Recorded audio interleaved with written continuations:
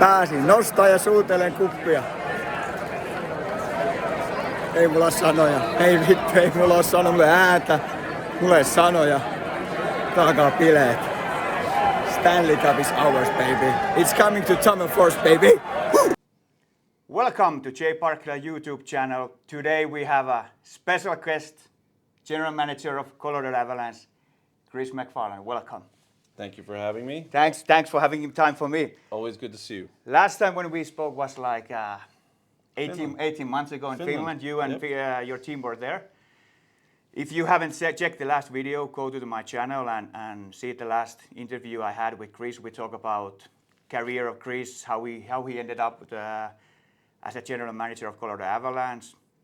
We talk about it, what the teams are expecting from drafted players, how people like you and me could get to work in NHL someday. So lots of stuff. So if you haven't checked that, go to see that episode as well. It's easy for us to continue from that. So seems like yesterday. Seems like yesterday, but not quite like that. Yep. That was that in Helsinki or? That was in Tampere. My home city. Yeah, okay. you had the games there. Yep. So we can continue from that. You just had the trade deadline. Yep. I won't go there yet. I will go first 2 years back. Okay. Because last time we didn't have time to talk about that much of Finnish player. Okay. And of course the viewers from Finland would like to hear something from Artturi and Mikko and Justus and others. Yep.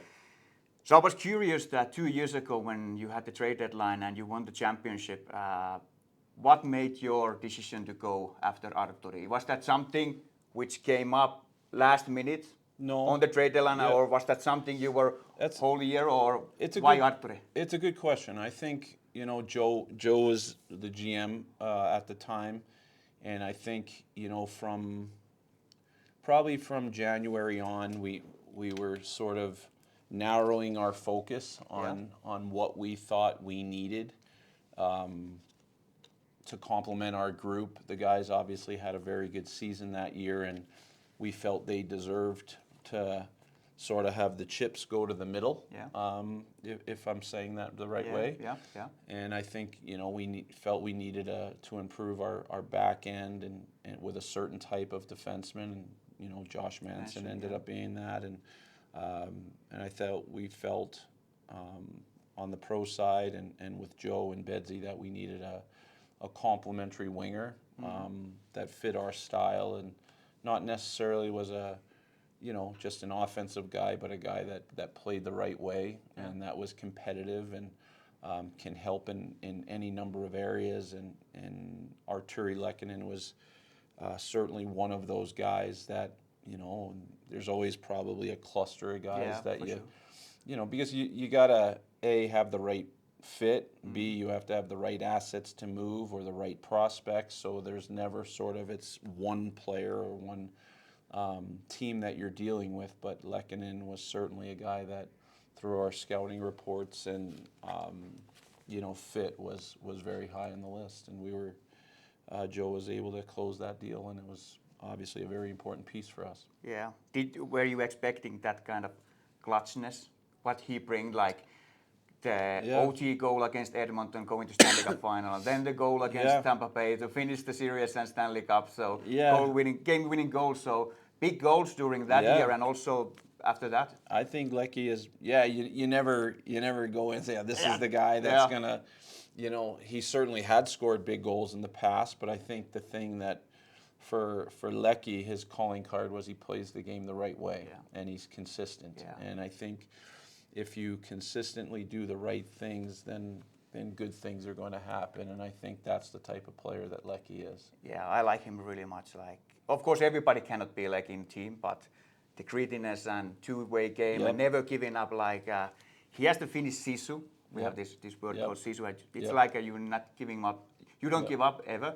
So I really like the style he plays every night. Maybe he doesn't never make a 50 goal or 100 points, but you cannot have 12 players like that. So you know what you're going to get every night. Every night. And he doesn't have to score to help the team. Penalty so kill, he does so many good things. Yep. Okay, let's go for Mikko. I have some stats from Mikko. Who's Mikko? Mikko is some Finnish player. Mikko Rantanen? Mikko Rantanen, the moose. Okay, the big moose. Yep. Now you know. He's pretty good. Yeah, you drafted him 2015 number 10. Yep. He has played 562 games. So that many already. Yeah. Yep. 259 goals, 351 assists, 610 points. So over point per game player. Yep. All-time Finnish NHL player points list. He's number 9 at the moment. Okay. 20 points behind Esa Tikkanen. Yeah, pretty good player. 27 points behind Teppo Numminen. Yep. 101 points behind Mikko Koivu.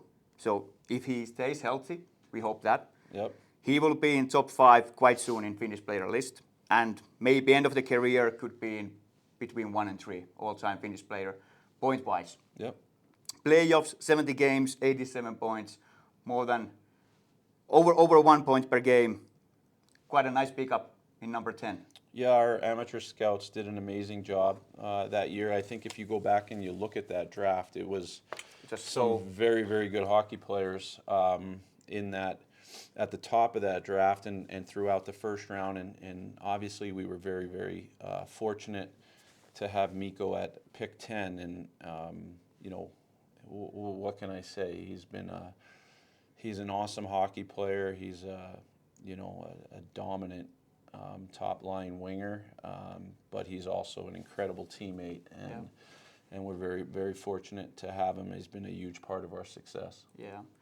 Can I ask if you remember anything regarding that draft? Was Mikko luck in your paper if he drops until 10 and you will pick him? Or was there plenty of players still? Of course, there's plenty of players. No, I in think the pool, but he was the highest player on our board. so you got what you at that hoping pick. to get. You know, he was. I don't remember where he was. Yeah.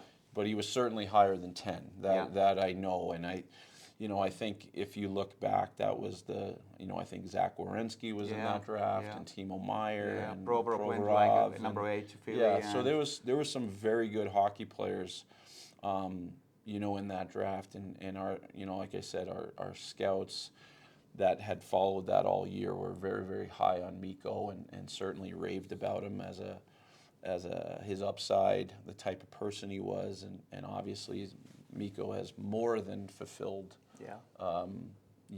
the potential that he's had. He's he's a star in the league, and there's not many of them, but he's also a really good person, and that makes him special. Yeah, part of your core group and one of the best right wingers at the game.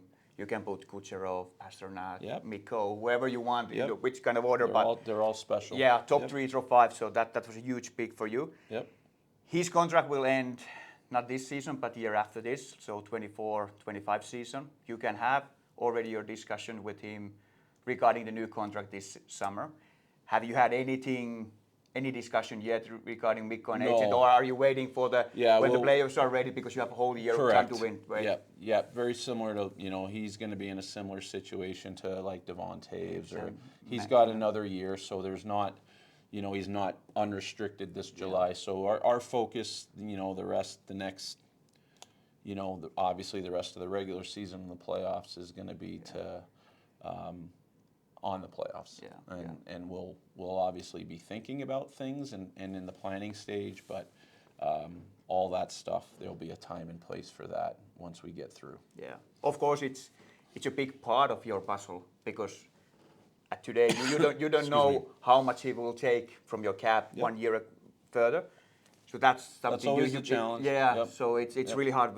Will he take 9, 10, 11, 12? So it's hard to imagine the future team before you know exactly what Mikko will take. It's totally different if we are talking about. That's part of the puzzle, right? That you got to put together. All teams have to do that. Boston went through it with Pasternak, got him done in the fall, and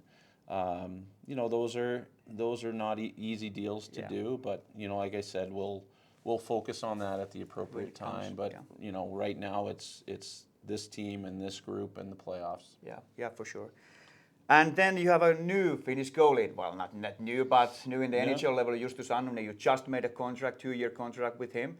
I think it was a good contract both ways. Yeah. Like, it gives Justus time, 2 years to show could he be like number 1 someday and develop to the NHL level. But also it was at least my point of view is it was a nice cap hit, like under 900. So it works both ways. We are living the cap world.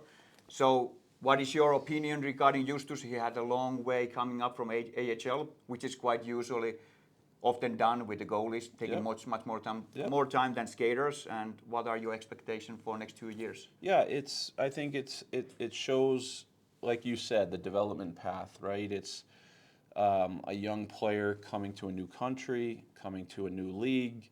You've got to get used to the hockey over here, the lifestyle off the ice.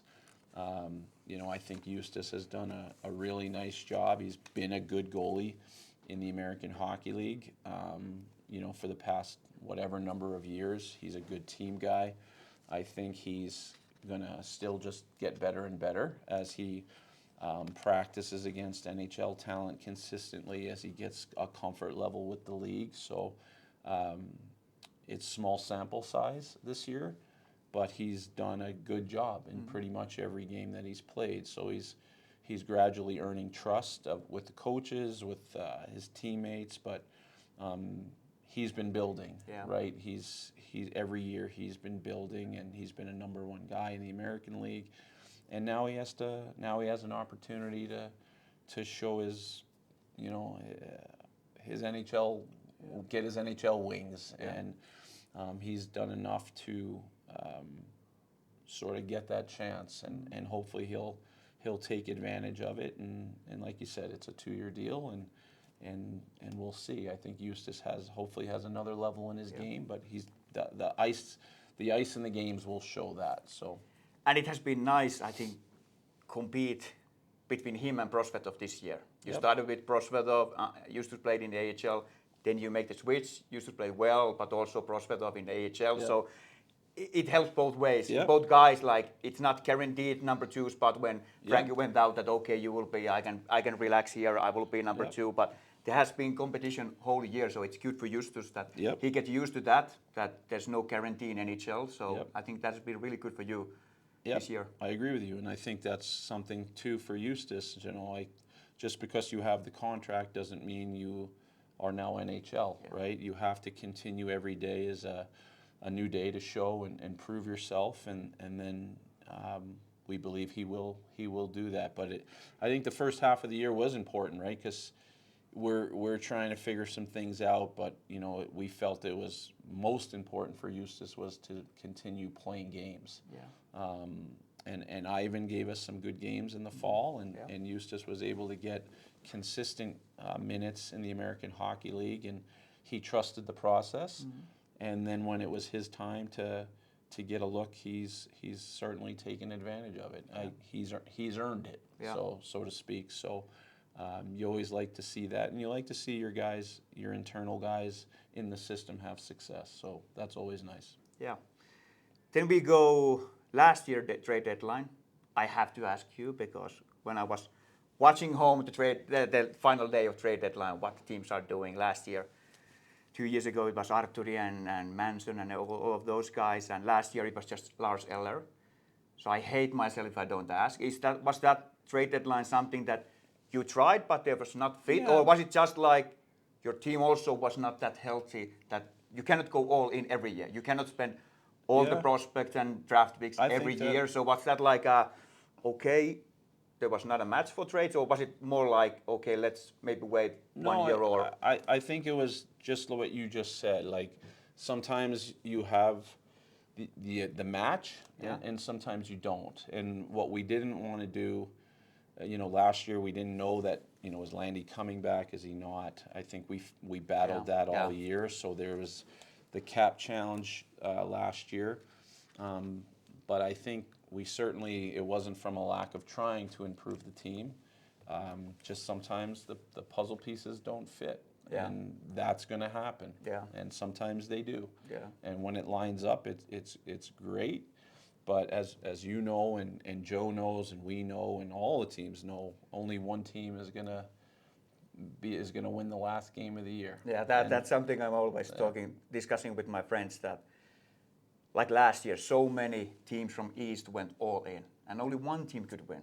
And that even came from West. So all the stuff you spend, example of Florida, 2 years ago, they went from Giroux and those kind of things, and they went really all in and spent all the assets. So last year they didn't do anything and went to the final. So you never know. You never know. It's hard to. You cannot use all that prospect every year. You never know. You need so many things, as you know, as a follower of the NHL and hockey. You need so many things to go right, and some of it is puck luck, and some of it's matchups, and obviously Injuries, good health and all that. So it's so hard to win, and you know, very fortunate for 2 years ago that it was able to click. And you know, I think Joe and I certainly share the philosophy that the players will tell us by their play in the first 60% of the season if we feel we have a chance. And that's really all you want, is you want to feel like you have a chance. And I think, you know, this group has a chance. Last year's group had a chance. There were some challenges last year that we didn't have this year. Like we know our captain was going to miss this season, so that gave us some certainty that we didn't have last year. So every year has its own sort of little narratives and different things you got to navigate, and you do the best you can. Yeah.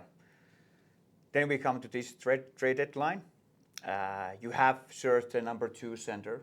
I feel like that after Katri left. There has been New Hook, there has been Ryan Johansson, somewhere also Ross Colton was tried there, so multiple centers.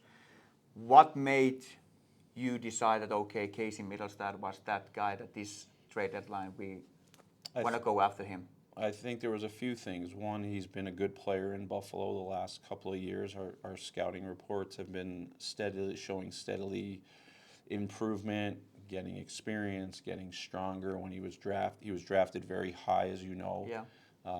But he was a skinny kid, and like any young kid, he needed time, and became a good player in Buffalo. And I think our reports showed that.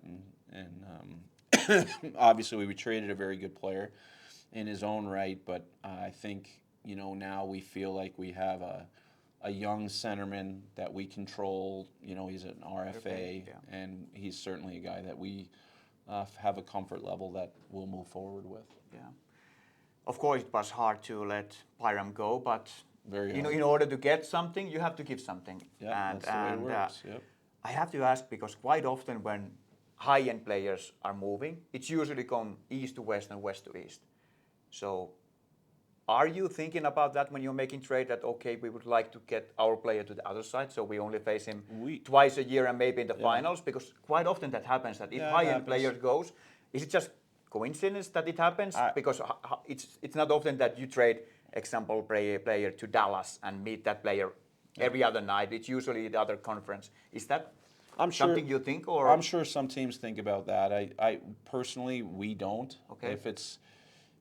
If we're making a decision on, we're worried about what the player coming in will fit like for us, not so much what we're giving up. If the hockey trade, you know, makes sense, then it makes sense. So we don't spend too much time.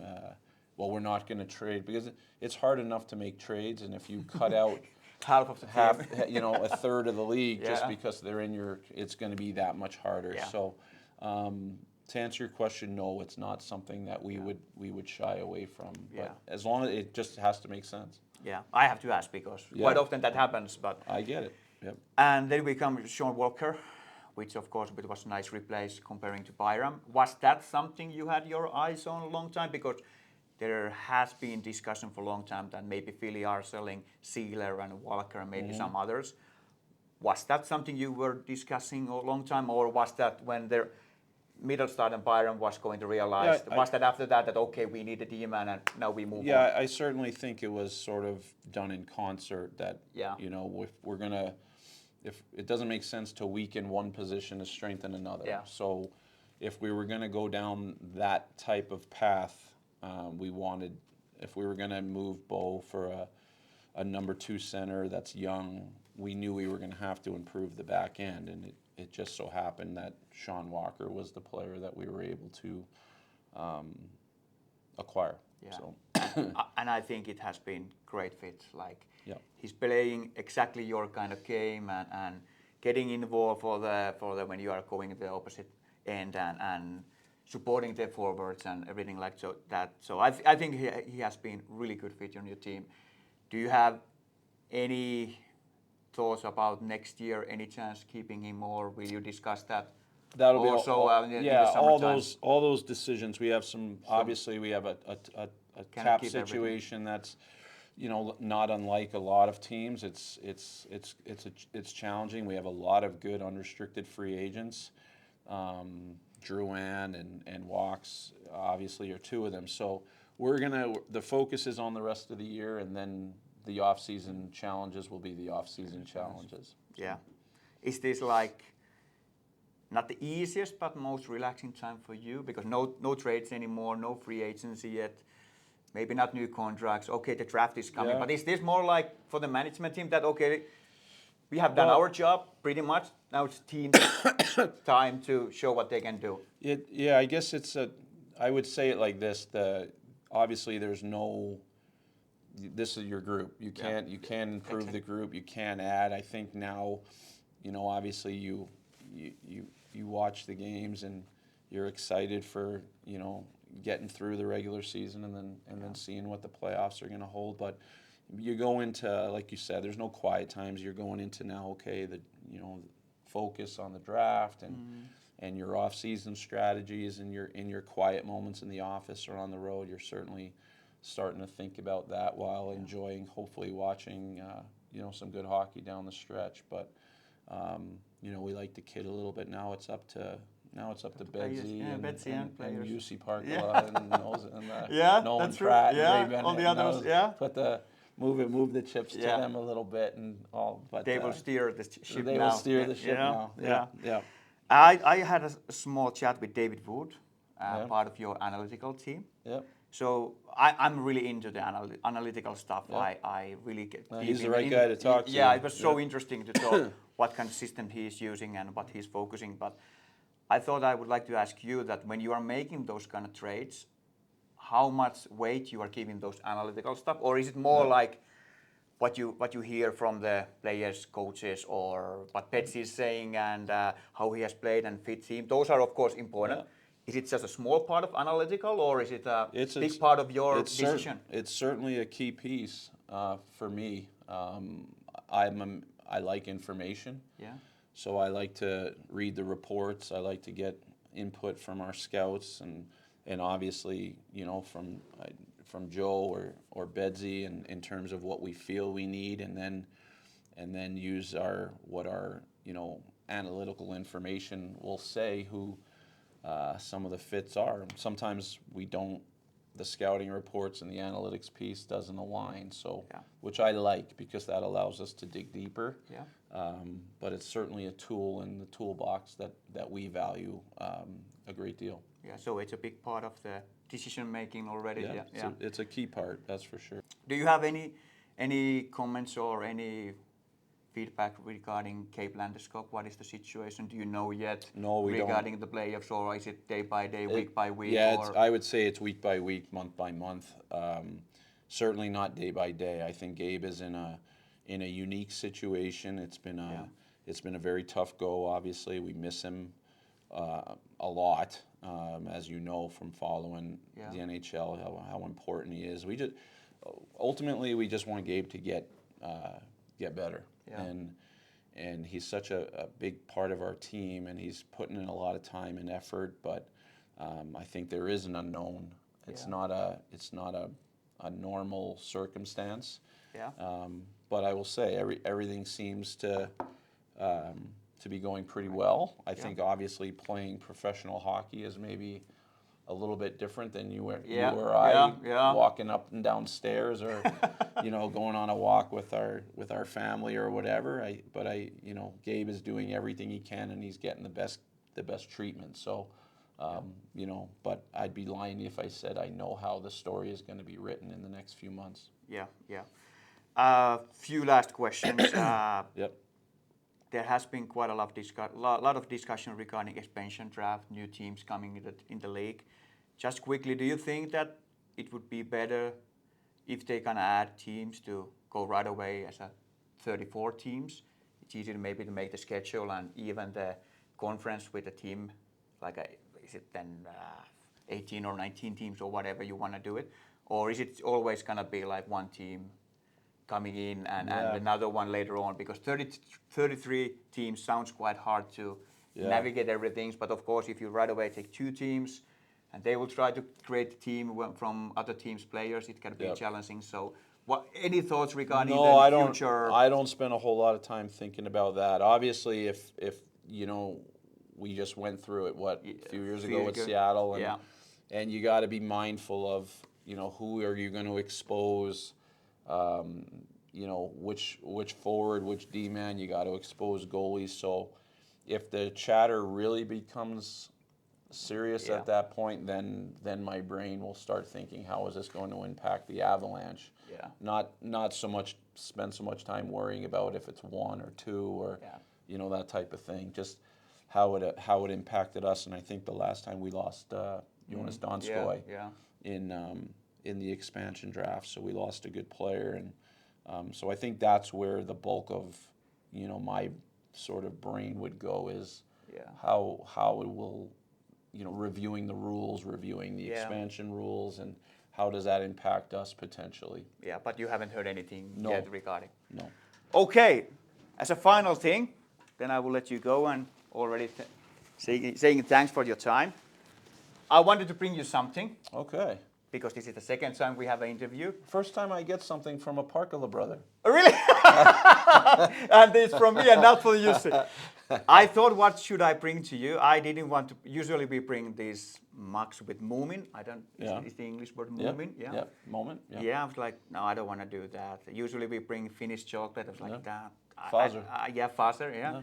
I don't want to do that. Then I was thinking that should I bring a jersey from my hometown team. Then I was thinking, you were just there 18 months ago. I don't want to do that. But then I heard you saying, you can tell if I'm not correct, but after trade deadline, you visit in the altitude. You was showing all the games, the commentator, and they had a discussion with you. I don't remember who are telling about the game. I don't even remember the name of the guys. The TV guys. TV guys. Was it Mark Moser? Yeah, those guys. Mark Rycroft? Yeah, those guys. Yeah. Yep. Doing great job.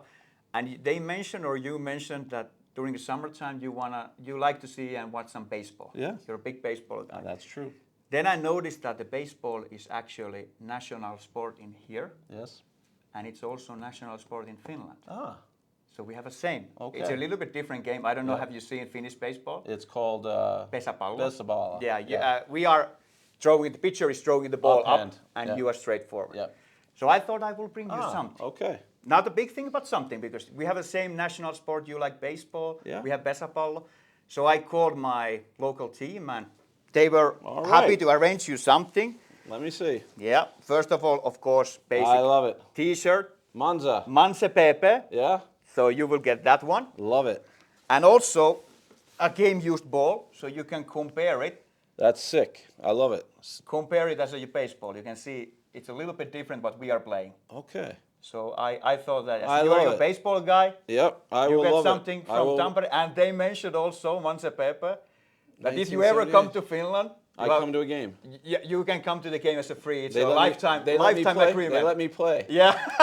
Thank you very much. Thank you, Chris. Very kind. And thanks for your time. And it's always love to chat with you. And you're always honest and give time. So I really appreciate, because there would be a lot of people who want to talk with you. And you're a super busy guy. So I really appreciate for giving the time. You are so down-to-earth guy I've ever met. So really honored to talk with you. It's always good to be able to talk hockey. Yeah. So thanks for having me on. Thank all you. The best. Thanks. All right. Bring us luck tonight. Yeah, I will. And all the viewers, thank you and see you again.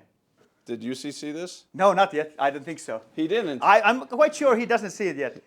You know, what does Manza mean? Manse is the nickname like our city. Ah. Yeah, it's like we are from Manse. Like if there's some word from like Mile High. Example. Yeah. That's like a Manse. So you want me to hold it? Yeah, if you could, we could send it to the. Does that look familiar, Ark? Manza? Manse? No, what is That's UC's team name in. Oh, really? Yeah. Thank you, Chris. Yep, I appreciate it. Enjoy the game tonight. Enjoy your time here. Thank you.